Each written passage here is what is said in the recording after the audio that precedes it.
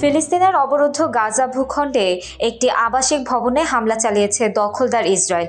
হামলায় শিশুসহ অন্তত ২২ জন নিহত হয়েছেন, আহত হয়েছেন আরও অনেকে। শুক্রবার গাজার দক্ষিণ খান ইউনিস শহরের একটি আবাসিক ভবনের একটি ব্লকে এই হামলা চালায় দখলদার ইসরায়েল। ফিলিস্তিনের স্বাস্থ্য মন্ত্রণালয় বলছে, বোমা হামলায় নিহতদের মধ্যে শিশুও রয়েছে। গত বছরের ৭ অক্টোবর ইসরায়েলের দক্ষিণাঞ্চলে নজিরবিহীন হামলা চালায় ফিলিস্তিনের সশস্ত্র সংগঠন হামাস। হামলায় ১,২০০ এর বেশি মানুষ নিহত হন, জিম্মি করে নিয়ে যায় আরও ২৪২ জনকে। ওই দিন থেকে পাল্টা আক্রমণে তীব্র আক্রোশে গাজার উপর ঝাঁপিয়ে পড়ে ইসরায়েলি বাহিনী। গাজা উপত্যকায় অবিরাম বিমান ও স্থল হামলা চালিয়ে যাচ্ছে দখলদার দেশটি।